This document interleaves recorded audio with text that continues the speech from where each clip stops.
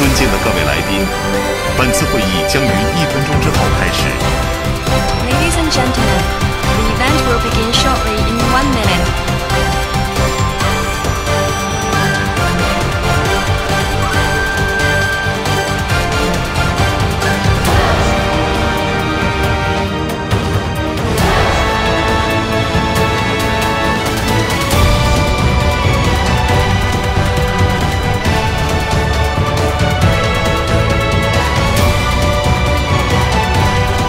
尊敬的各位来宾，本次会议将于1分钟之后开始。Ladies and gentlemen, the event will begin shortly in 1 minute.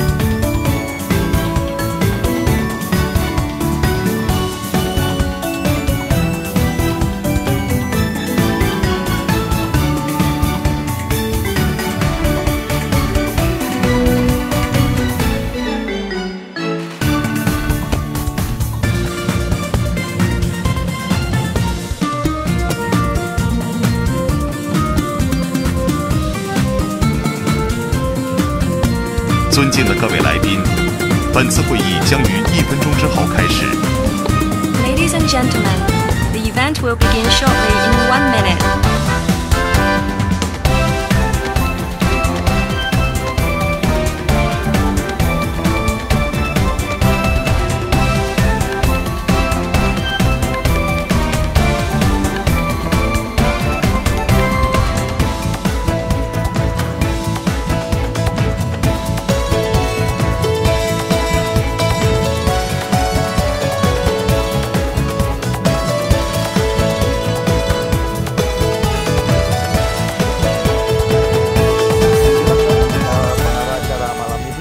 Japi untuk membuka acara malam ini. Silakan. Terima kasih Bro Hardi. Selamat malam para sahabat Harka dimanapun berada. Ya, kesempatan ya kita sama-sama bersyukur atas berkah dan kesehatan yang diberikan. Perkenalkan, saya Lucy Japi, Sungun Mingqiao, Ye Jingying, menyampaikan terima kasih kepada para sahabat yang telah hadir. Selamat datang pada acara virtual Jurnal HK yang diselenggarakan oleh kita, dari kita, dan untuk kita.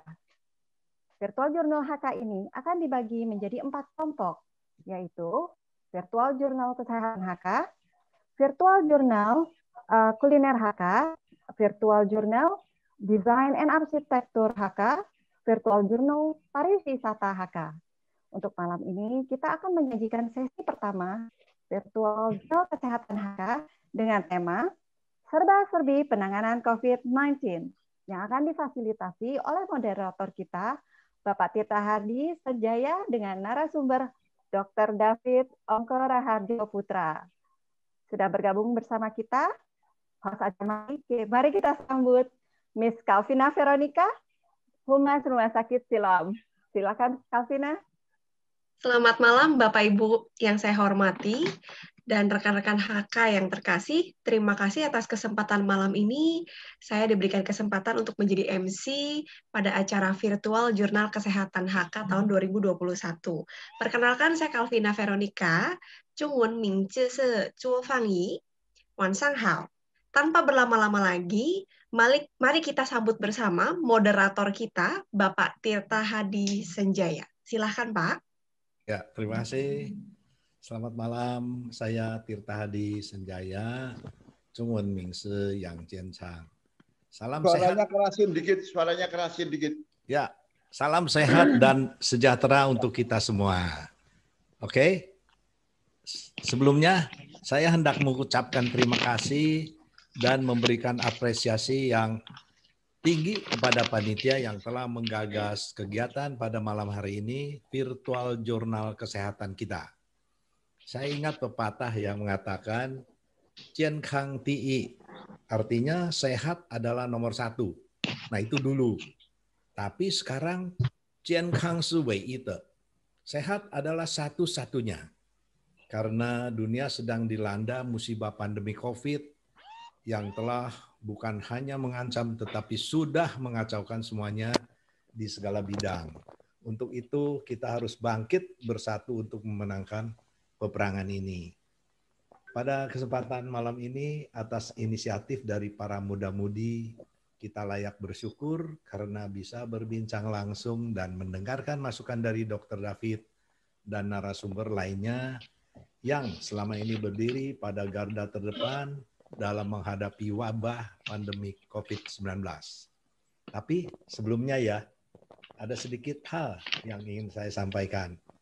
Bahwa kegiatan Zoom ini kita namakan Virtual Journal HK 2021. Nah, berawal dari grup WA HK Bisnis yang di dalamnya terdapat para tokoh dan pengusaha sukses HK seperti Bapak Murdaya Po yang telah memperjuangkan pengesahan Undang-Undang Kewarganegaraan Nomor 12 pada tahun 2006 dan juga Undang-Undang Penghapusan Diskriminasi Ras dan Etnis Nomor 40 tahun 2008. Sehingga warga Tionghoa bisa bebas merayakan Hari Raya Imlek yang baru saja kita rayakan bersama ya. Nah, ada juga tambah koreksi sedikit. Oke, mempunyai Pak. hak dan kewajiban yang sama dengan lain-lainnya di depan hukum yang penting. Oh ya. Oke, jadi ada tambahan hak dan kewajiban ya Pak ya. Jangan cuma minta hak doang. Ya. Punya hak ya. Punya hak dan kewajiban. Oke. Nah, Pak Po juga sudah hadir. Terima kasih ya, Pak Po sebagai Ketua Pembina di HK ya, HK Pusat. Ada juga di dalam grup kita itu ada juga Bapak Joko Susanto ya, owner Alfamart dan Universitas Bunda Mulia. Dan masih banyak lagi tokoh-tokoh yang tidak dapat disebut satu persatu. Namun sudah pasti di dalam anggota WA grup HK Bisnis ini banyak sekali profesional aktif pada bidangnya masing-masing. Atas dasar inilah Virtual Journal HK 2021 ini akan kami adakan secara konsisten sesuai bidang masing-masing. Seperti tentang Feng Shui, Hong Shui ya, arsitek Feng Shui. Terus ada adat istiadat orang Tionghoa, termasuk kuliner. Nah, nanti mungkin bisa berkembang ke bidang lain, ada pariwisata mungkin, dan lain-lain. Pada kesempatan yang bagus ini, mari kita manfaatkan dengan baik supaya dapat memetik manfaat di kemudian hari.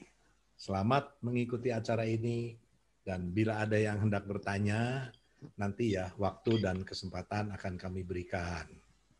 Nah, silakan Dr. David untuk segera memulai acara ini.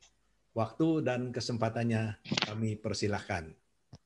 Silakan Dr. David. Selamat malam. Ya, pertama sebelum dimulai, terima kasih. Dr. David, mohon memperkenalkan diri sebelum menjelaskan acara kita, Dok. Iya, pasti. Ya, saya Dr. David Ongkara Harjo Putra. Saya bekerja di Rumah Sakit Pluit sebagai dokter umum di emergency room ya, atau instalasi gawat darurat. Kebetulan saya menantu dari Pak Tirta Hadi Sinjaya.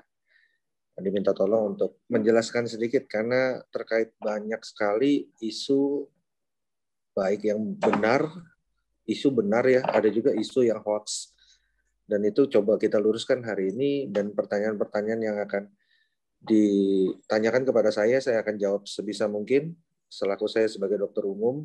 Dan jika ada pertanyaan-pertanyaan yang mungkin di luar wewenang saya sebagai dokter umum untuk menjawab, saya akan menunda untuk saya tanyakan dulu kepada spesialis paru atau penyakit dalam, dan nanti akan saya infokan kembali ke panitia. Seperti itu mungkin. Ya, silakan MC Calvina, silakan.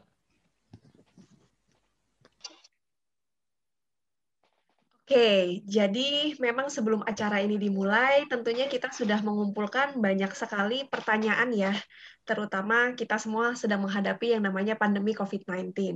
Demikian juga dengan Bapak Ibu sekalian di sini, kami sudah mendapat banyak sekali message semenjak kita kirimkan undangan malam hari ini. Kami juga sudah mengumpulkan berbagai pertanyaan tersebut, dan kita coba untuk merangkumkan menjadi beberapa pertanyaan. Yang pertama, Dr. David, di sini saya menuliskan ada pertanyaan kita semua tahu ya, kita lagi heboh dengan adanya vaksinasi COVID-19. Nah, menurut Dr. David, apakah vaksin COVID-19 itu merupakan obat antivirus, Dok? Ya, Tadi silakan. Dr. pertanyaannya David. mengenai vaksin ya. Betul, Vaksin Dok. apakah suatu Pertanyaan obat mengenai vaksin. atau bukan? Iya, bagaimana Vaksin tanggapan dari Dr. seperti David? imunisasi. Ya, kalau vaksin itu seperti imunisasi. Jadi yang kita udah tahu imunisasi itu bukan obat. Tapi imunisasi itu kita peroleh dari suatu partikel virus atau bakteri yang dilemahkan atau bagian part dari virus atau bakteri tersebut yang dimasukkan ke dalam tubuh kita sehingga tubuh kita itu mengenali part dan dari partikel dari si virus dan bakteri sehingga memori sel tubuh selain mengenali dia membentuk antibodi yang nantinya ketika terkena dengan yang sebenarnya kita sudah memiliki antibodi yang baik. Jadi sebenarnya itu preventif. Kalau obat itu kan kuratif. Jadi sudah terinfeksi, sudah sakit baru diobati, tapi vaksinasi ini sifatnya preventif. Pencegahan. Seperti itu. Oke, mungkin apakah ada pertanyaan dari Bapak Ibu partisipan yang sudah hadir malam ini? Silahkan boleh di-on-kan mic-nya untuk pertanyaan pertama. Mau tanya dong, boleh? Silahkan, Pak Pak. Kosimpen. Ya, malam Dr. David. Malam.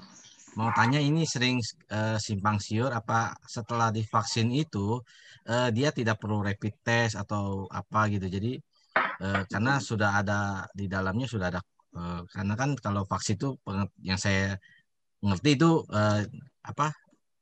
virus yang dilemahkan yang dimasuk dalam tubuh gitu. Minta penjelasannya aja karena ini kadang-kadang simpang siur. Wah, saya udah divaksin jadi nggak perlu rapid test apa itu benar gitu. Masih. Iya. Saya coba jawab ya. Jadi pertama vaksin yang sudah ada saat ini itu kan vaksin yang kita tahu dari Sinovac.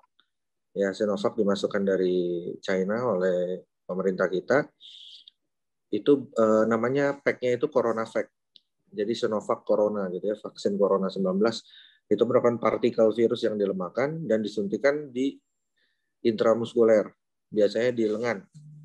Di lengan ya. Nah, secara logika, apapun yang kita masukkan di lengan, apalagi dalam keadaan inaktif, tidak berhubungan langsung dengan yang disuap di hidung dan tenggorok. Apalagi sifatnya inaktif. Jadi kalau menurut saya, apalagi virus ini kan sifatnya dia melindungi atau membuat memori sel tubuh yang tadi saya jelaskan, itu terhadap beberapa varian virus COVID yang sudah ada. Yang sampai saat ini saya update ada 8 varian. Nah, yang saya belum tahu sampai saat ini, karena COVID ini baru 1 tahun terakhir ya, masih berkembang terus penelitiannya, ini vaksin untuk varian yang mana? Nah, kalau kita terkena COVID sendiri, baik yang ringan, yang sedang, atau bahkan yang berat sampai meninggal, belum ada pemeriksaan yang tepat untuk mengetahui varian mana yang mengenai pasien ini. Gitu. Jadi kalau ditanya, apakah dengan kita vaksin COVID udah aman? Jawabannya tidak. Sebenarnya tidak, karena aman terhadap yang di cover aja. Tapi kalau untuk yang lain, kan kita juga belum tahu ya varian mana yang di cover, itu tetap, makanya kita harus tetap menjaga dengan menjalankan protokol dari pemerintah yang 5M itu. Seperti itu. Untuk rapid test sendiri, apakah kalau kita setelah itu jadi nggak ada pengaruh ya sama rapid test ya? Hasilnya rapid test apa? Yang dimaksud sama Kosimpen itu misalnya kalau kita berpergian karena atau dari tenggorokan atau darah gitu misalnya kan swab antigen berarti ya? Ya swab antigen misalnya kan untuk berpergian gitu kan ada house swab antigen karena sudah divaksin apa nanti hasilnya tetap positif gitu, itu yang menjadi pertanyaan.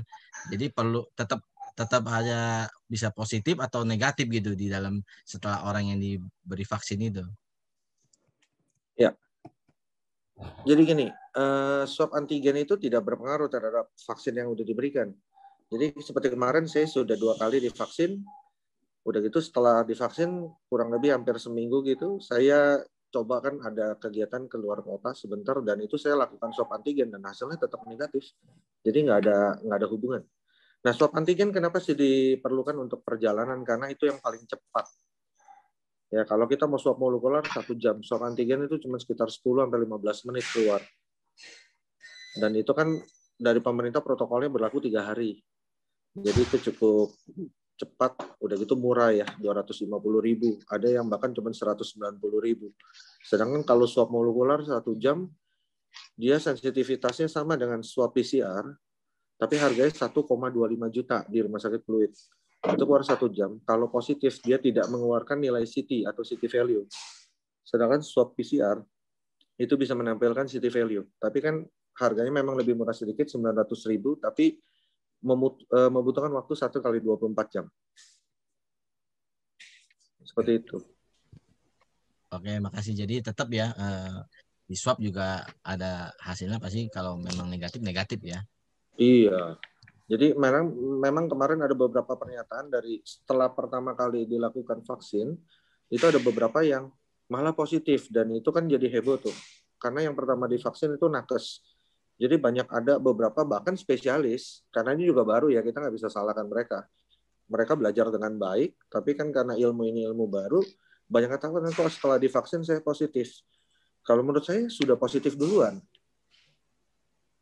Ya, ketika divaksin jangan disalahkan vaksinnya. Tapi memang mungkin terpapar, karena kan waktu inkubasinya dari pertama terpapar, dia butuh waktu 5-6 hari.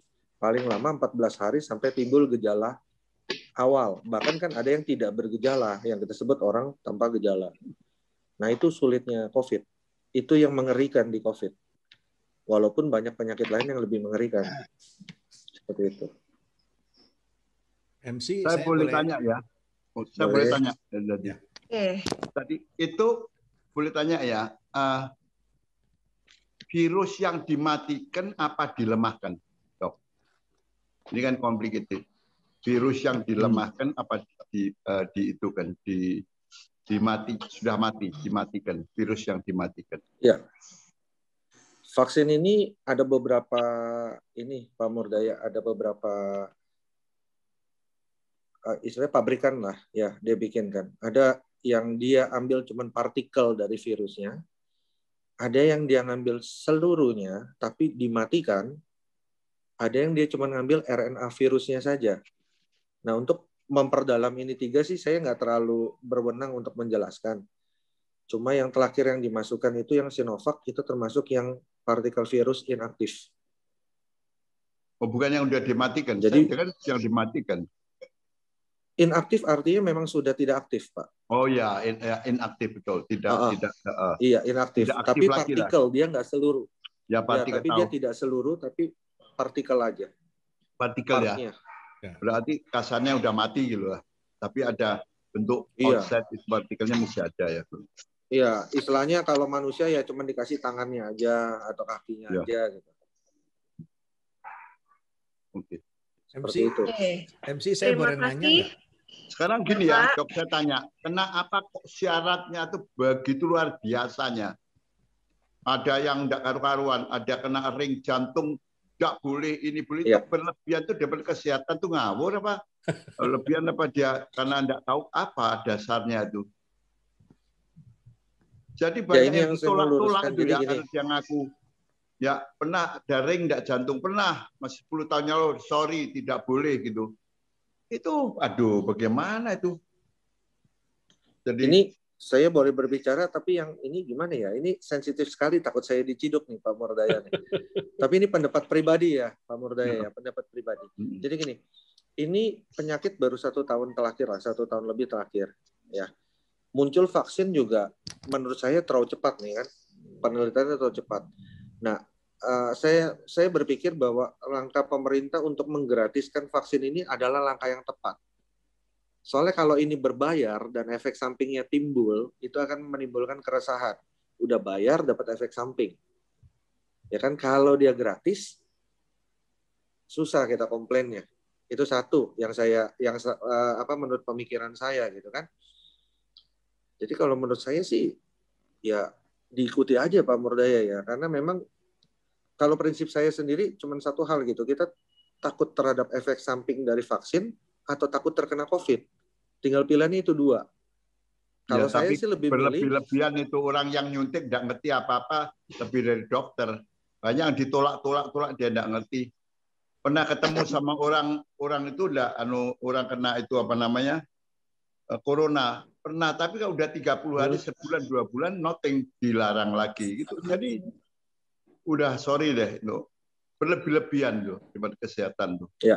Ya, yuk Jadi, dokter jangan saya ngomong sempat boleh ngomong. Tapi sekarang drive-thru mana ada yang itu bisa, ya toh? Saya sempat bertanya Pak Mordaya dengan spesialis terdekat saya, Dr. Albert di Rumah Sakit Pluit, spesialis penyakit dalam. Saya sempat bertanya juga tentang dulu kan sebenarnya lansia di atas 59 belum boleh untuk nakes, termasuk beliau karena beliau umur udah 60 lebih.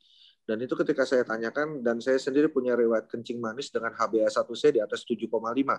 Pada saat itu vaksin tidak diperbolehkan. Ya kan, karena banyak tuh. Tapi ketika saya tanya ke Dr. Albert, bagaimana kejadian di Jerman dan Eropa sana, Dok? Dia bilang nggak ada masalah. Yang paling penting adalah tensi memang tidak boleh terlalu tinggi. Ya, itu wajib itu untuk tensi. Yang kedua, dia tidak memiliki riwayat alergi yang berat dari makanan, obat, dan apapun. Jadi jangan sampai terjadi shock karena alergi. Itu tidak diperbolehkan. Dan beberapa penyakit autoimun memang tidak diperbolehkan, Pak. Dan menurut saya sih itu langkah pemerintah dengan banyak screening itu sebenarnya sih menurut saya kembali lagi ya, memang nggak boleh bicara politik di sini. Tapi menurut saya sih, pendapat pribadi, jumlah vaksinnya belum cukup, Pak. Jadi mereka tuh harus screening mana yang lebih, apa ya, istilahnya, tanda kutip masa depan lebih bisa diselamatkan gitu loh. Oke. Kalau menurut saya sih Pak pribadi ya. Saya setuju, pasti gitulah. Berlebih-lebihan ini, enggak karu-karuan di sini kondisinya. Iya, tapi tujuannya itu Pak, sebenarnya men-screening dan mencari titik aman aja Pak buat mereka. Tapi bagaimanapun juga kita patut apresiasi pemerintah bahwa bisa memasukkan vaksin itu tercepat Pak. Untuk langkah Jokowi sih menurut saya cepat sekali Pak. Betul. Kalau baru 1 tahun dia bisa masukin dan itu masih sinambung terus. Dan sebentar lagi saya dengar untuk vaksin mandiri, kita kan rumah sakit swasta juga akan terlibat dari vaksin gotong royong. Artinya mau lansia, mau usia muda itu udah mulai. Nah ini udah ada rencana, tapi itu dikelola oleh BUMN nantinya. Saya dapat kabarnya begitu Pak Mordaya. Oh gitu. Saya pengusaha kan mesti bayar nanti tuh. Itu saya belum dapat. Ya pasti bayar, Pak. tapi untuk pegawainya enggak boleh. Ya enggak apa-apa lah. Tapi terus terang ya, semoga. Untuk orang HK semua, menurut pengetahuan saya ini kebetulan bagus sekali. Ini webinar paling bagus ini, very relax ya. Jadi bukan one way traffic, ini two way traffic, three way traffic bisa. Itu kalau misalnya orang tuh ya setelah divaksin gratis ya, itu sebetulnya kalau menurut peraturan itu bukan karena risiko aja orang komplain, tetapi karena itu pandemi. Ini bencana alam itu wajib pemerintah itu menggratiskan. Itu. Sekarang mungkin mandiri itu ya supaya sumbang-sumbang lah pengusaha, tapi pegawai tidak boleh ditarik. Ya. Hanya itu aja. Thank you, good. Bagus sekali. Ya, terima kasih Pak Mordaya. Pak Mordaya atas pertanyaannya. Mungkin silakan untuk Pak Tirta. Pak Tirta tadi mau bertanya. Silakan Pak Tirta. Saya boleh nanya dikit nggak ya? Ya, boleh silakan. Pak, silakan Pak. Ya, Kalvina. Ada Dr. David. Tapi hampir lupa mau nanya apa ya tadi. Oh ya, saya banyak yang tanya sama saya ya, Dr. David ya. Kalau umur 80 itu boleh nggak gitu? Jadi masih sanksi-sanksi itu banyak yang tanya sama saya. Tapi saya lihat nih Pak Mordaya Po ini betul-betul teladan. Hari ini kirim foto dia sudah divaksin. Hari ini ya Pak Po ya, apa kemarin ya? Kemarin. Nah, 80 Sionaga. Kalau Sionaga udah 82, tapi sebenarnya 80 untuk menurut kalender. Tapi yang penting tuh yang umur saya tuh umur biologi, jadi masih 45 lah kuat. Ya. Ada pandemi malah sehat tuh Pak Po kelihatannya ya. Kena lockdown setahun. Lockdown di rumah terus, berenang terus malah sehat. Nah, boleh itu bagus pertanyaannya. Ya, silakan. Ya, untuk umur sih udah yang disebut lansia kan yang di atas 60 tahun, Pak. Ya. Jadi sebenarnya nggak ada batasan lagi ya, di atas 60 tahun ya semuanya boleh sih. Asal melalui kriteria, kan tadi juga kita udah lihat ya Pak ya. Dari yang kejadian di Casa Jardin itu ada screening ya. Terutama di situ kan kita lihat benar-benar cuma hipertensi aja yang benar-benar jadi screening intinya. Tapi yang lain pertanyaan-pertanyaan tetap ada. Dan itu sebenarnya screening ini nggak mutlak sih kalau yang saya udah pernah ikutin ya. Termasuk yang tadi di Casa Jardin. Dia bersifatnya sebagai pertimbangan untuk si dokter ini untuk memberikan vaksin atau menunda, bahkan menolak. Cuman itu aja sih. Tapi khusus alergi berat dan hipertensi itu mutlak. Nggak bisa ditawar tuh. Termasuk umur. Tadi kan kita juga lihat ya, ada 60 tahun kurang 1 hari aja nggak boleh. Nah itu kembali lagi itu memang udah bagian dari pembagian pemerintah. Ini memang untuk lansia. Jadi memang benar-benar diperuntukkan. Tadi kan juga kita lihat KTP non DKI nggak boleh. KTP DKI dikasih prioritas. Bahkan yang non DKI yang sudah terdaftar aja ditolak. Seperti itu. Jadi ini memang masih simpang siur, tapi sudah mulai pemerintah ada kotak-kotaknya gitu loh. Oh ini vaksin yang kali ini untuk apa dan memang dibagi dengan baik. Jadi umur 80 sih menurut saya di atas lansia 60 tahun nggak ada masalah sih ya. Oke, terima kasih Dr. David atas pemaparannya dan Pak Tirta atas pertanyaannya. Mungkin terakhir Dok, pertanyaan yang sudah masuk ke saya, ya pertanyaan terakhir mungkin ini ada pertanyaan seperti ini Dok, apakah betul orang yang sudah terpapar atau terkena virus COVID-19 itu bisa sembuh dengan sendirinya? Dan kalau misalnya ke depannya kita tuh ada kenalan yang memang terpapar COVID-19, apa yang perlu dilakukan Dok? Apa memang kita perlu karantina mandiri atau seperti apa penanganannya Dok? Oke. Ada yang bocor ya? Ada. Itu yang Tristan siapa? Tristan. Bapak Ibu. Oke, boleh saya.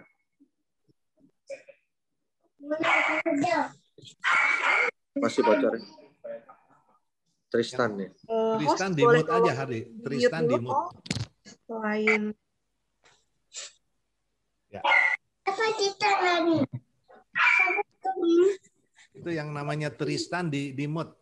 Host, minta tolong Pak Host, boleh tolong dibantu mute dulu sebelum Dr. David menjelaskan lebih lanjut.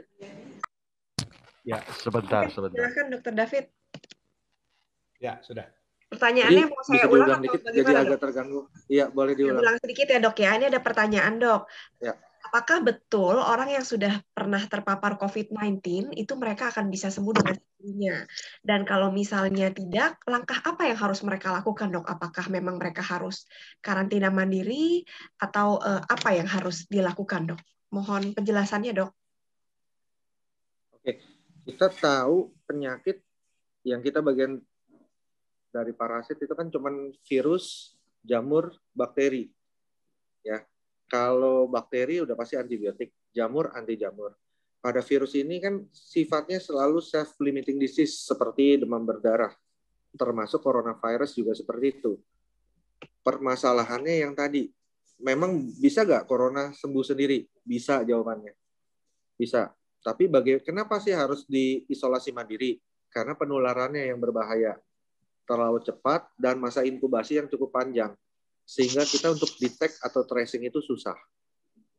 Nah, kalau kita sampai terkena, kita tidak ada gejala, ya lebih baik isolasi mandiri, jawaban yang paling baiknya. Untuk membatasi penularan itu terhadap keluarga dekat atau teman-teman sekitar. Nah, perlu nggak obat-obatan? Jawaban saya masih perlu. Karena kan kita tidak tahu kita terkena varian virus yang mana. Nah, varian virus ini bisa menyebabkan COVID yang ringan, sedang, atau berat, itu kita belum tahu. Nah, perburukan atau perbaikan itu juga kita tidak bisa prediksi. Ya, di rumah sakit pengalaman kita juga ada yang masuk baik-baik aja, pada hari kelima tiba-tiba memburuk. Itu ada seperti itu. Karena setiap respon dari personal atau individu terhadap serangan infeksi virus, bakteri, ataupun jamur itu beda-beda. Itu sulitnya kedokteran memang. Karena kita berhadapan dengan yang hidup.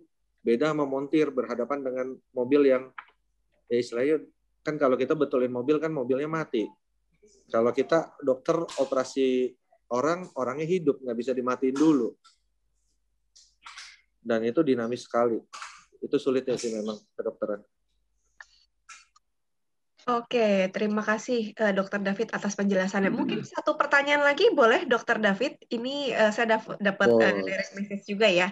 Pertanyaan sebenarnya banyak sekali Bapak Ibu. Tentunya ini menjadi topik yang sangat hangat dan menarik untuk kita diskusikan bersama. Ya, mungkin satu pertanyaan terakhir ya untuk Dr. David. Ini ada dari Pak Bun dari Palembang. Silakan Pak, boleh di-on-kan mic-nya. Baik, ini bisa dengar, bisa terima, Pak? Bisa, jelas Pak. Silakan kepada Dr. David untuk pertanyaan terakhir ya Pak ya. Silakan Terima Pak. kasih, Dr. David. Ada dua yang ingin saya tanyakan. Pertama, vaksin ini bisa tahan berapa lama? Kita harus ulang lagi. Mungkin 6 bulan, apa 1 tahun. Kita harus dia punya masa aktif, masa bagusnya lah. Harus diulangi lagi. Itu yang pertama. Yang kedua, banyak mengatakan setelah vaksin itu akan timbul beberapa efek samping, yang nggak boleh mandi lah, nggak boleh macam-macam gitu. Kira-kira pantangan yang paling besar apa Pak? Gitu. Jadi dua masalah. Pak. Terima kasih Pak David. Oke, yang pertama dulu Pak Bun ya, untuk masalah ini bertahan berapa lama vaksinnya ya Pak Bun ya? Ya. Itu so far sampai detik ini kan hampir semua vaksin termasuk imunisasi pada saat kita kecil pun itu selalu yang menjadi tolok ukur bahwa kita kapan booster. Kalau yang pertama-tama misalkan pada vaksin CoronaVac ini kemarin yang dari Sinovac langsung dengan 1 vial cap orange untuk nakes, itu kan dia pertama kali suntik diulang 2 minggu kemudian. Nah yang terbaru ini yang untuk lansia itu Sinovac bekerja sama dengan Bio Farma. Dia kemasan bernama Sinopharm. Itu 1 vial untuk 10 dosis. Nah, itu diulangi per 28 hari, Pak. Ya kan? Itu juga masih menurut saya update terus. Begitu pula, bagaimana sih ini bisa bertahan lama? Satu-satunya cara sebenarnya kalau kita mau lihat setelah 2 kali penyuntikan, yaitu kita cek titer antibodi. Selama titer antibodinya mencukupi, kita harapkan dia terbebas dari varian yang dilindungi.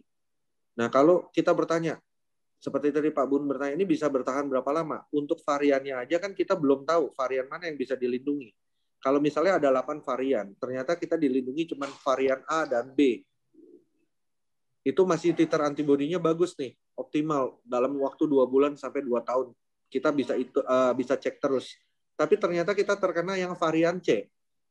Di situ akan simpang siur, update-nya itu susah Pak, karena masih memang penelitian terus. Karena penyakit ini kan baru berkembang 1 tahun terakhir. Jadi agak sulit tuh jawabnya Pak. Kalau emang kita harus memastikan, oh ini garansi. Nah di kedokteran tuh kata-kata pantang itu adalah garansi Pak.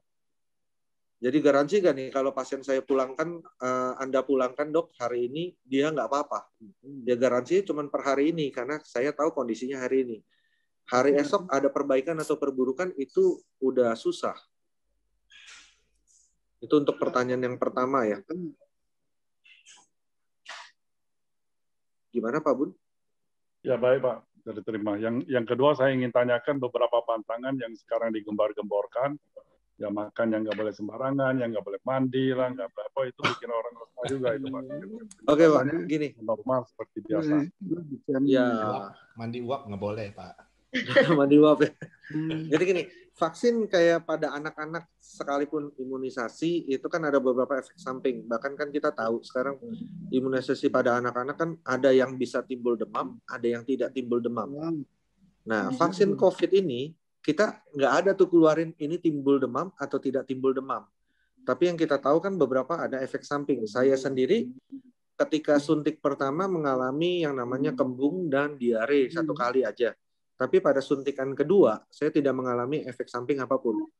Nah, kita tinggal lihat, Pak. Kalau memang efek samping yang ditimbulkan dari beberapa teman yang kita udah dari nakes ya, nakes beberapa, ada yang bilang sesek, ada yang bilang gampang capek, ada yang bilang demam. Nah, itu tinggal kita lihat aja. Kalau memang timbul demam, ya jangan mandi. Tapi kalau nggak timbul demam, ya mandi, Pak. Kalau nggak, sekelilingnya ya Pak yang demam Pak. Seperti itu. Terima kasih.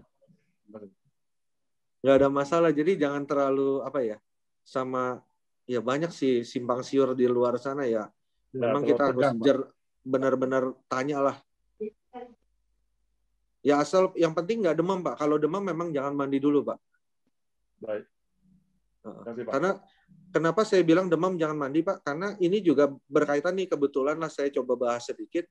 Pada anak-anak kalau terjadi demam pada zaman dulu kita lakukan kompres, baik kompres es dan alkohol, terutama di pembuluh-pembuluh darah besar. Ada di leher, lipat ketiak, lipat paha. Dan menurut saya itu saat ini sudah dilarang Pak untuk melakukan kompres alkohol dan air es. Kenapa? Itu menyebabkan vasokonstriktor pada pembuluh darah sehingga panasnya tertahan. Malah akan timbul kejang.